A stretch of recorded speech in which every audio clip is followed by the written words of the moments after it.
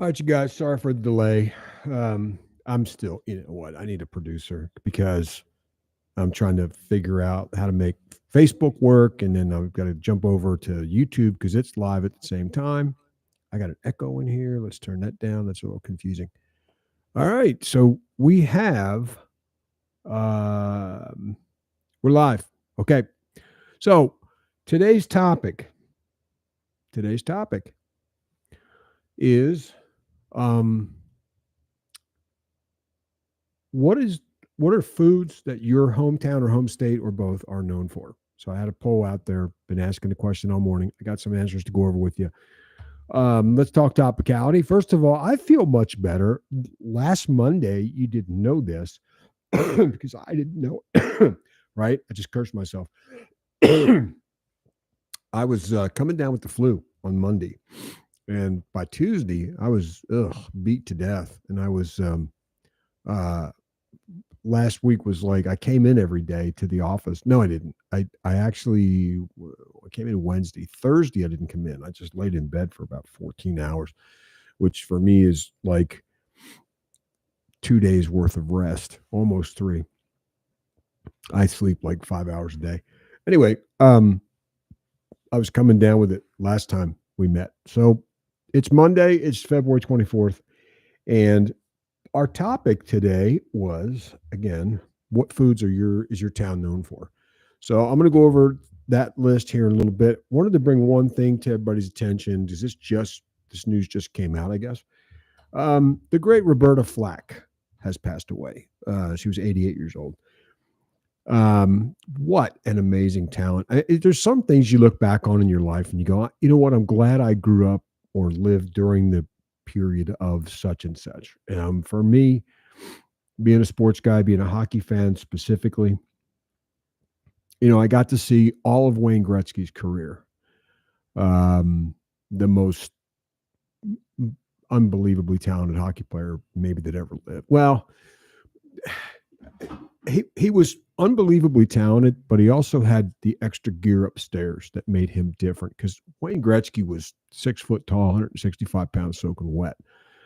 As far as pure talent, that would have probably been Lemieux or Eric Lindros. It's arguable between those two guys, and there's other guys too. Like it's not like those two were miles ahead of everybody else because the talent level at the NHL is just it's, leaps and bounds above the minors or whatever. But I saw Lindros, come in as a rookie, and there's a guy that was 6'4", 235 pounds, could skate, could shoot, could defend. Was tough, physical. He was more of a modern day Gordie Howe. Lemieux, maybe the second best pure skater there ever was, behind Bobby Orr. They're, you talk to hockey people, they'll tell you Bobby Orr was probably the best skater there ever was in the game. But Roberta Flack, Killing Me Softly, that's probably her biggest hit. And then she did duets with Donny Hathaway, if you remember them. And just her voice was so distinctive. And she was such a great songwriter and talented musician. And she'd been retired for quite a while, from what I understand. I think she might have had Parkinson's maybe or something, but she'd been retired and wasn't singing anymore for quite a while. But they just announced that this morning. So glad that I got to, see and listen to and grow up listening to the great Roberta Flack.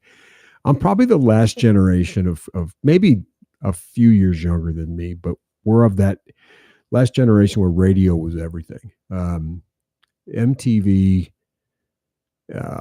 certainly was. I mean, I have no problem with MTV. I'm not one of those like purists, but it really did. I mean, I know it was tongue in cheek. Video killed the radio star. That was the first song they played on MTV when it launched. But in a way, it really did, because once you added visual to the process, you sort of took your imagination out of it. You didn't when you first heard Allison by I knew I was going to go blank. Elvis Costello. I wanted to call him Declan McManus, which is his real name. Like who would ever think like you're going to talk about Elvis Costello? You forget Elvis Costello, and you got Declan McManus on your mind. When you're listening to Watching the Detectives or Oliver's Army or Allison, his early stuff before MTV came around, you you weren't getting that mental image of a goofy looking guy with the gap teeth and the big giant glasses that look like headlights on a truck. You probably had a little more romantic notion in your mind of what Elvis Costello looked like, or Bruce Springsteen, or the Cars, or whatever. And then we were given a generation of you know later generations have come to expect that we don't just hear music, we have to see it. And um, Springsteen once said that he was one of the last people to jump on the bandwagon with video. He only put out video starting with the Born in the USA album, and that was 84. And by that point, MTV was 4 or 5 years old by then, because he felt like once the artist defines the image for you, then you can't have any other image. Like his, Thunder Road. Here's a great example. The opening line to Thunder Road says, "The screen door slams, Mary's dress sways. Like a vision, she dances across the porch as the radio plays." Now, when you hear that song, if he never did a video for that. So your image of the girl might be different than mine. Your image of what's playing on the radio. Well, he tells you later what's playing on the radio. But what's the porch look like? How tall up off the ground is it? Was there railings on it, or is it just an open porch? What's she wearing? Her dress swayed, but what color was it? What color's Mary's hair? If he did a video for it, he would tell you. And then every time you heard the song, it's not your imagery in your head, it's his. And he was against that idea. And I sort of like that. As a writer, I like that idea. If you read The Godfather, you probably, before if you never saw the movie, you might have somebody entirely different to look at in your mind than Marlon Brando.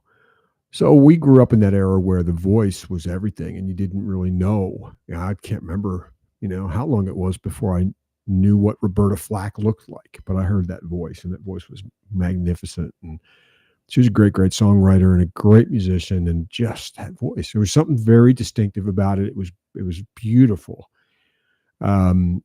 And it just had a little distinctive tone to it. And she'll be missed for sure. Music lives on for sure, but she was 88. That's a good long life. I'm not one of those people like, oh man, this is so sad. Like, no, you get to 88. That's pretty good. You did pretty well for yourself, unless you're 87 and you're like, yeah, I sure would like 10 more years, not one more. But I digress. So Godspeed, Roberta Flack. Just a wonderful, wonderful performer. And again, I'm so glad I grew up in an era when we had great singers and songwriters like that and talents. So anyway, all right. So what's your town known for? And this all came up because when the Eagles won the Super Bowl, I did a little contest amongst my realty referral partners, and it was open to anybody. If they sent me a referral, then they got whatever team won. I was going to take care of that food. So if it was Philly, it was going to be cheesesteaks. If it was Kansas City, we'd do something beef oriented, probably brisket's Texan. So ribeyes, I don't know. So Lindsay Hammond won. She sent me 2 referrals during that open period. And so I sent her Tony Luke's cheesesteaks. So Tony Luke's is one of the legendary sandwich shops in Philly, known for cheesesteaks, also known for pork Italiano, which is amazing, and a couple other sandwiches that he does. But with Tony Luke's, you can order the cheesesteaks. They send them, packed on ice or freeze, dry ice, and everything's, Tony has it down to a system. Everything on the inside of the roll is wrapped up in paper. And then the roll is wrapped up in paper. You pop the whole thing in the oven. You bake it for whatever, I don't know the directions. Lindsay knows. But when you pull it out and you unwrap it, put it on the bread, and you have a real, genuine, authentic Philly cheesesteak, and it tastes like a real, genuine, authentic Philly cheesesteak, not like Arby's Philly cheese roast beef sandwich or, Taco John's Philly cheese roast beef taco or whatever.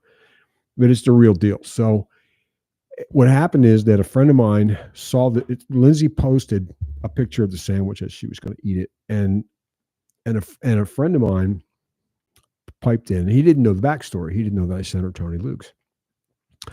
So he said, "Well, if it's not the real Philadelphia roll, which is Amoroso's, then it's really not an authentic Philly cheesesteak." So of course I commented, "Yeah, these are Tony Luke's," and I sent them. Most people don't know you can order Tony Luke's cheesesteaks and have them delivered. So then, of course, Bruce was like, "Oh, okay, that's real. Then it's about as real as it gets." So it spurred my imagination. I like to try to take a poll and have a topic to talk about here on the show on Mondays. So what's your town known for? Now, Philly, of course, is known for Philly cheesesteaks, but we're also known for a couple other things. We're known for Philly pretzels. Those great, big, warm, soft pretzels. People don't realize that's a Philadelphia thing. You can get them anywhere, but they're called Philly soft pretzels. We're also known for Italian water ice or water ice, depending on where you're from in the Delaware Valley. I don't say water or Keller. It's water and color. But I will say this, and then my hometown friends are going to just hate me for this, but this doesn't apply to everybody. This applies to, you'll understand. Years ago, I kind of realized I was going to be in something that involved speaking and in some kind of career. And I worked hard to get rid of my Philadelphia accent. I don't sound like I'm from Philly. And if you're from Philly, you know that I don't sound like I'm from Philly. You can hear in my voice that I've worked on getting rid of it. I did. I love my hometown. I'm so proud of being from that area. But man, I go home, I listen to WIP, the sports station, and you get calls from certain areas of the town. I'm like, is this English? Did you go to school? Like, it sounds terrible to say that, but you get that Kensington. Hey, this is Marty from Kensington. Listen, that Flyers is just really, the Eagles won. I'm glad the Eagles won, but now we got to talk about the Flyers because they ain't never going to win another Stanley Cup. It's been 40 years already, and ever since they did what they did to Eric Lindros, we're never going to have a good team again. And that's kind of how they sound. So I decided nobody's going to come hear Craig speak if he sounds like that. So I worked hard on it, and it didn't help. It didn't hurt to have Canadian roommates and have that sort of blend in on me. By the way, Shoresy. There's Shoresy on a stick, and there's Shoresy on the wall. Wednesday, finally, us Americans watching on Hulu get to see Shoresy season 4. I can't wait. So I've been like in withdrawal since the end of season 3. So Philly is known for cheesesteaks. What is a real Philly cheesesteak? Well, it's shaved. You can use bottom round. If you're really going to do it right, then you're going to use ribeye. You shave it, get your butcher to shave it for you. If you got to do it at home, you freeze it until it's almost frozen, but not quite, but super firm. And then you take a fillet knife, and then you can get like paper thin. You can shave it yourself at home if you do it that way. Now, with or without Cheez Whiz, I say no because when the cheesesteak was created back in the 40s, 30s or 40s, there was no Cheez Whiz. I think it was food trucks that came along that had, hey, Cheez Whiz keeps, because it's not really cheese, it's pasteurized food product, cheese product. Ain't putting that on my sandwich. I don't like Cheez Whiz. I don't like it on cheesesteaks at all. I'm an American cheese guy, or if I'm having a pizza steak, I use provolone. But for normally, it's just American cheese. Now, what really goes on a Philly cheesesteak? An authentic Philly cheesesteak is just cheesesteak, fried, a steak and fried onions, and then cheese, obviously, or else it's not a cheesesteak, it's just steak sandwich. You can do that without. Some people don't like cheese, but it's just fried onions. I like them caramelized. I'm not the guy that takes the raw onion, dumps it in the meat, and cooks it. And then the onion only cooks as long as the meat does, because the meat gets done quick on a griddle. Onions, they're still crunchy. I like it caramelized onions, man. That's the way to eat a cheesesteak. If you do it that way with good American cheese on it, you don't need to put anything on it. But what do you put on your cheesesteak? So here's how I like mine. If you're axing, um, the green pepper thing, Philly friends, go ahead and comment if you want to. I have no idea where um, green peppers came in as like being acceptable. I'm trying to get this away so my peas don't pop. I need a better windscreen than this one. Doesn't really work that well. I don't know where green onions came from. I have no idea. I don't know whether that's actually an authentic Philly cheesesteak or whether that's somebody else's idea of one. And they just thought it would be clever to, hey, that would taste good. It does taste good. And there's nothing wrong putting them on there. So you can create a lot of different things. But what's an authentic, like if you go to Geno's and Pat's, which is, kind of overrated by this point, and you say, give me, one wit, then you're getting fried onions and cheese. I like the following. Got to have fried onions. I like them caramelized. Typically just ketchup. It's what I like on it. If I don't want to do ketchup, I do. If you have good tomatoes, like summertime, good, soft, big garden tomatoes, sliced tomatoes, and mayonnaise. That's why I don't eat a lot of cheesesteaks, because, now I do cheesesteak minus the roll. I'll just do everything except the roll. But that's the basics. Now I've seen Tony Luke's does one where they do hot and sweet cherry peppers. That's good. He also does that on his pork Italiano. They have the pork Italiano it's pork au jus with broccoli rabe, sharp provolone, like picante sharp provolone, the real more flavorful kind, and cherry red peppers. So red cherry peppers are a little bite, but they're not, it's not like, oh, can't eat that. Because you don't want to kill the taste. You're augmenting flavors. So you can do that. You can do sweet peppers, which basically green peppers is a sweet pepper. And that's actually one of the few times I'll eat green peppers, because of all the bell peppers, green are the most powerful. They just overwhelm everything. Unless you saute the peppers, get some of that flavor cooked out, and put them on a cheesesteak. That's the way to eat it. So for me, it's a regular cheesesteak with ketchup on it, or if I got good tomatoes, I'll put tomatoes on it, because you don't need tomatoes and ketchup. That's redundant. And I'll put mayonnaise on that. So, but I mean, there's a good one. My Philly friends, if you're watching, what's your combination? What do you guys put on yours? That's probably as much of a question as what goes on a hoagie.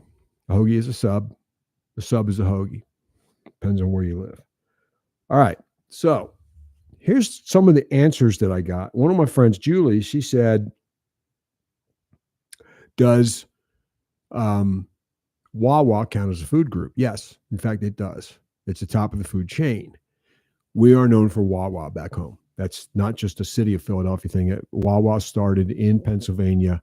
If I remember correctly, Wawa stands for Wawasset Farms, which is where the whole thing got started. It was a dairy.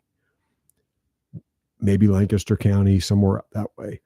And it just grew into a convenience store. Now it's, mega gas station, but man, is it good. Yeah, so Wawa counts. Philly cheesesteaks, Italian ice, and you might know it as Rita's, but Rita's is just Rita in Bensalem, the very first store, just kind of decided, hey, this would be a good thing to franchise, because back home, you go in Philly, there's a Italian ice place on every corner, and it's not a Rita's. There's Rita's, but it's just some mom and pop, Giuseppe and Maria making Italian ice in their basement. Been selling it for 60 years in the summertime. It's just a Philadelphia staple. Scrapple is another one. Now, Delaware can also claim Scrapple because they have a Scrapple festival, but Scrapple is a Pennsylvania Dutch food. If you ever seen it, it's a brick. It's everything that they couldn't figure out what else to do with on a pig. All right. So when they're done butchering a pig, and they've made all the bacon and ribs and whatever else they can do, they take the rest, including the oink, stick it in the grinder, grind it up, hold it together with cornmeal, bind it into a brick, and cook it. And they add spices and stuff. And it's really tasty. I know you're probably thinking it's disgusting, but it's really not. It's really good. Only the Amish could do that. Take something like that and make it taste good. And you fry it. Now, I prefer it thin and crispy, like a potato chip almost, with ketchup.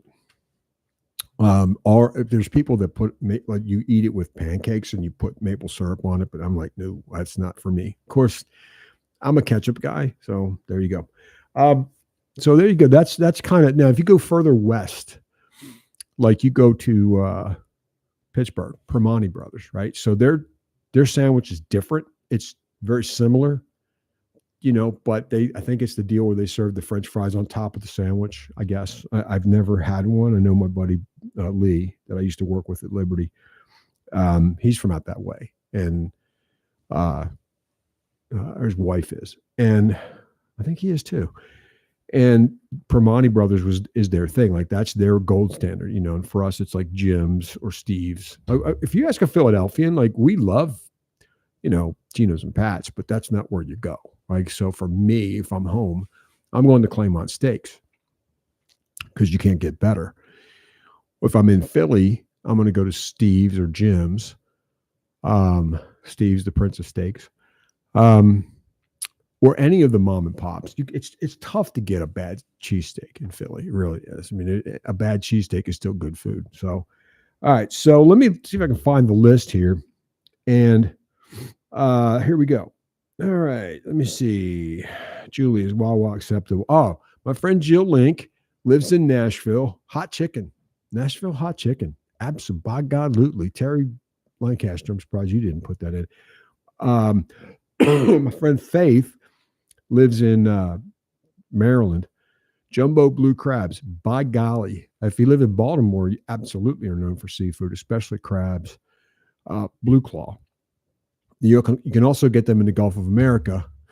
See? The Gulf of America. And they're bigger. You get the big giant blue, because I think the water's warmer longer in the year. It's almost never cold. So they can get them live all year long, where they go dormant in the Delaware Bay and Chesapeake Bay. They'll burrow and they go dormant in the cold months. So what else do we have? Gigi, she's from Memphis, so it's absolutely barbecue. So Memphis is ribs, right? Because there's barbecue is very specific. Texas, brisket, right? You go to Texas, you don't tell a Texan how to cook a brisket. You learn from a Texan how to cook a brisket. That's what I did. You go to Carolinas, North Carolina especially, that's where you do pulled pork, right? What we call barbecue is what they call pulled pork. So I need to get this out of the way even more. So that's what they do. You want to learn how to make good pulled pork, you ask somebody from the Carolinas, and they're going to give you the Carolina style, which is the vinegary based sauce, or they'll also do barbecue sauce based. And if you want to talk ribs, you go to Memphis. I've also heard Kansas City for that, but Kansas City's beef, man. That's where you go for steak, right? Kansas City, St. Louis, that upper, Chicago. That's where the beef all came in after it's been raised. And that's sort of the main focal point that gets slaughtered and shipped there. So Gigi said Memphis. Roland. Texas red, no bean chili, smoked brisket, anything Tex-Mex. Yeah. So they're and Roland, I think, is outside of Houston. So you don't tell a Texan about brisket. You ask a Texan about brisket and chili. You're right. I don't like any beans in my stepfather didn't like kidney beans or chili beans. My mother used to make chili with, because I guess, everybody outside of Texas thinks you have to have beans and chili, but apparently you don't. You have chilies in chili. That's why it's called chili. It's the peppers. But my mom used to make it with pork and beans. I know you're going to wrinkle your nose at that, but it's really actually really good because it's, they're very sweet and not very overwhelming. And if you don't like beans all that much, like I don't like kidney beans, I don't like chili beans. I like lima beans. I know many of you are going to be like, "Bleh," but I was raised eating them. I love them. If they're done right, they're really good. And anything Tex-Mex. Yeah. I mean, when it says Tex in a name, it's pretty much, you can have it, right? You're the experts on that.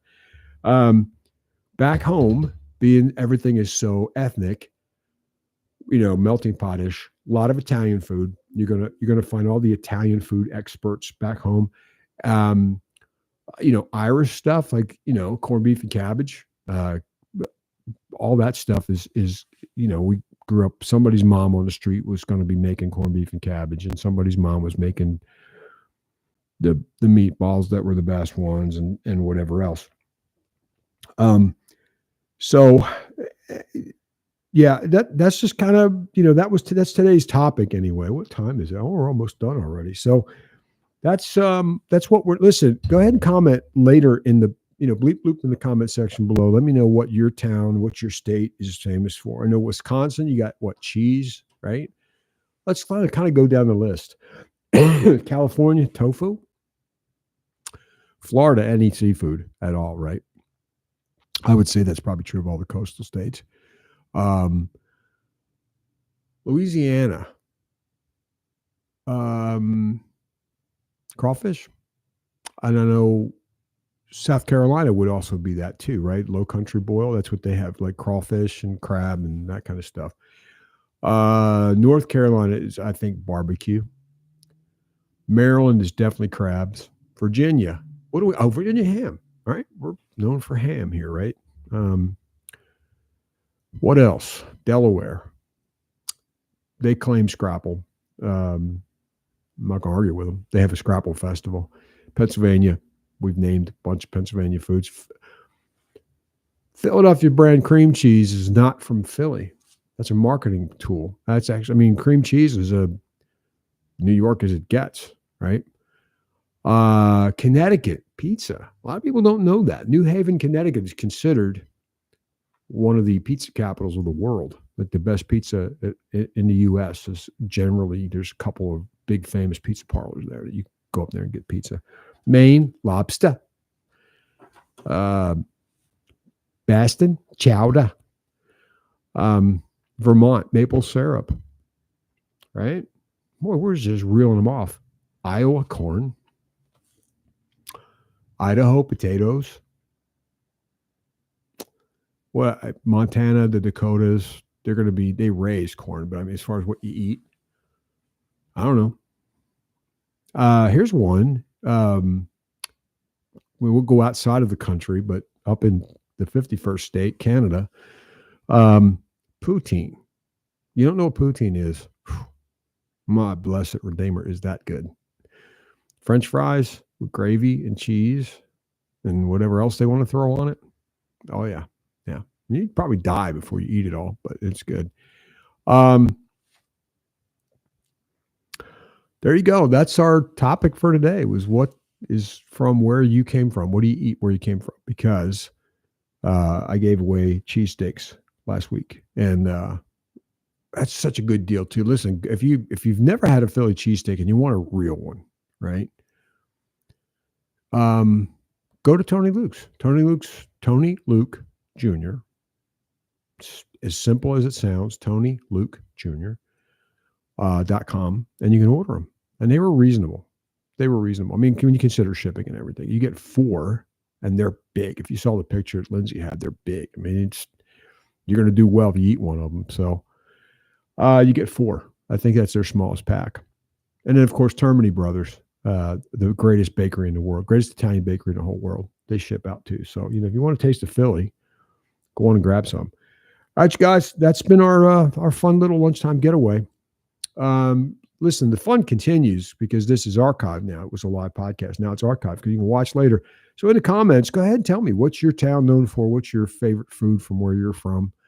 A saltwater taffy. That's another one. Delaware can certainly claim that. Delaware had Dolly's right on the boardwalk in Rehoboth for years. So sad they finally closed down, but they made it right there in front of you. Saltwater taffy. Man, when I was a kid, that was like, man, you only got that once a year if you went to the beach. You can't buy it anywhere else. And that was the real deal. Man, boardwalk food. That's going to be a topic. That's going to be a topic coming up. All right, you guys, we'll talk to you later. Enjoy your day. Thanks for taking an early lunch with me. And we'll see you next Monday.